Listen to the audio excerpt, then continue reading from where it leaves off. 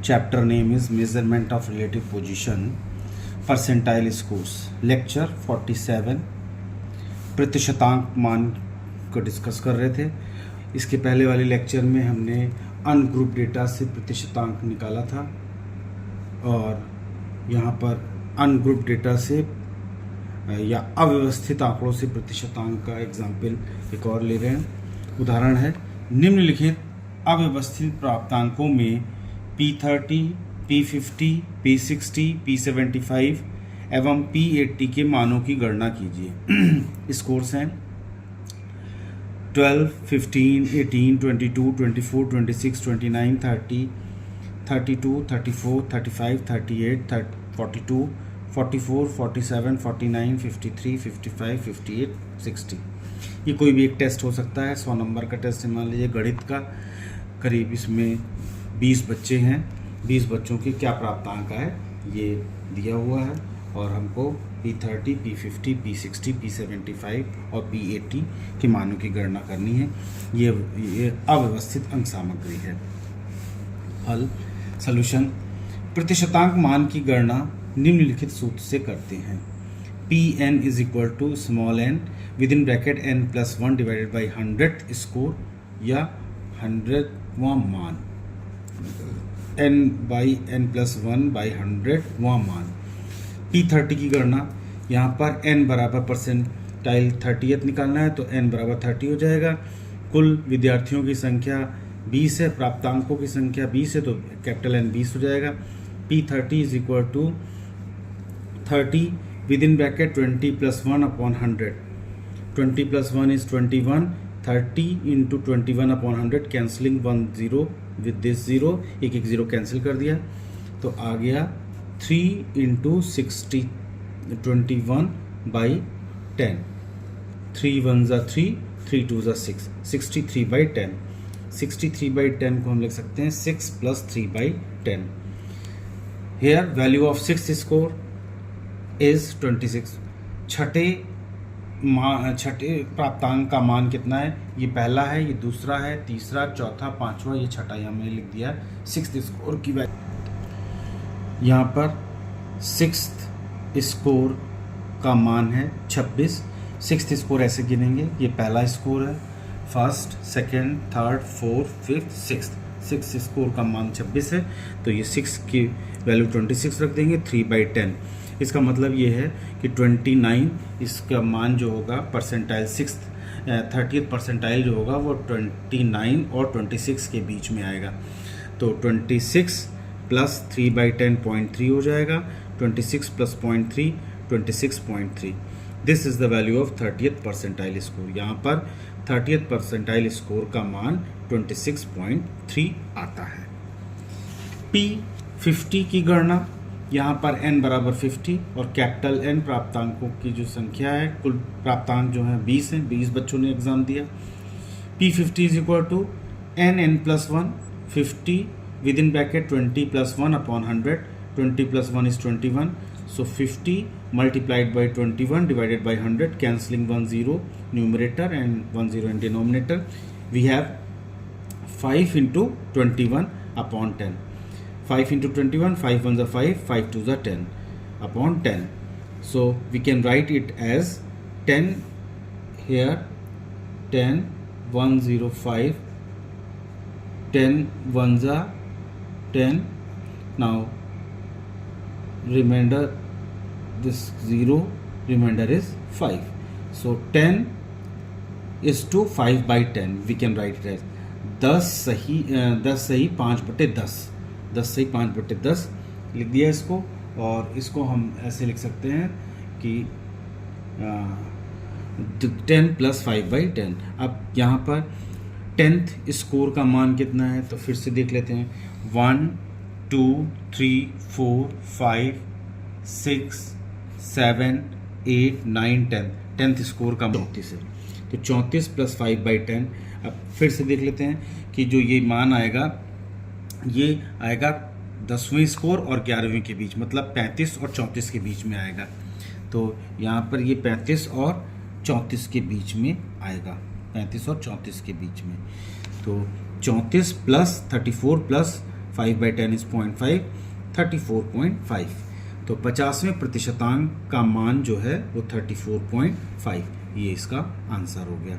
P50 इसको, या इसको क्वार्टाइल डेविएशन 2 भी कह सकते हैं, Q2। इसी तरह से P60 की गणना यहाँ पर n बराबर 60 हो गया, कैपिटल N बराबर 20 है। P60 is equal to 60 with in bracket 20 + 1 upon 100, 20 + 1 is 21 into 60 upon 100, cancelling 1 0 0, 6 1 6, 6 2 12, so 126 divided by 10। 126 divided by 10 को हम लिख सकते हैं 12 प्लस 6/10। 12 का मतलब हुआ 12वां स्कोर। अब यहाँ पर फिर 2 3 4 5 6 7 8 9 10 11 12, 12वां स्कोर का मान जो 8 है, तो 38 प्लस 6/10, इसका मतलब के बीच में, मतलब 42 और 38 के बीच में स्कोर, 38 के बीच में मान आएगा। 38 प्लस 6/10, 6/10 का मतलब वो 0.6, 38 प्लस 0.6 इज 38.6। दिए गए प्रश्न में 60वें प्रतिशतांक का मान 38.6 होगा। इसी प्रकार P75 की गणना कर सकते हैं। यहाँ पर P75 जब निकाल रहे हैं परसेंटाइल 75, तो स्मॉल n बराबर 75 हो जाएगा, कैपिटल N का मान है 20, दोनों की वैल्यू को सूत्र में रख देंगे।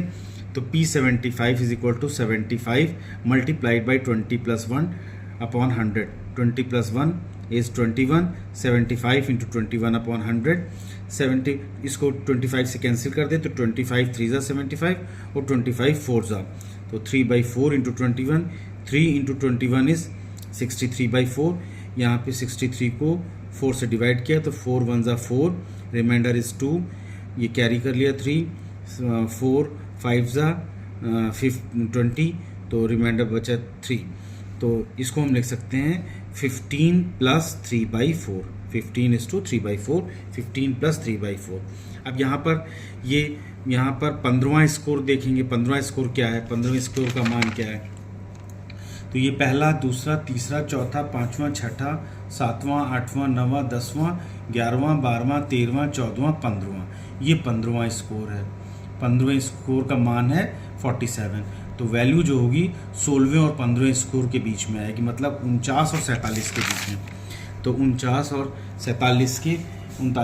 47 के बीच में आएगी। तो 47 प्लस 3/4, 3/4 की वैल्यू है 0.75, तो इसको हम लिख सकते हैं 47.75। तो दिए गए प्रश्न में जो 75वां प्रतिशतांक था उसका मान 47.75 होगा। अब इसी प्रश्न में एक और पूछा गया है, P80 की गणना कीजिए।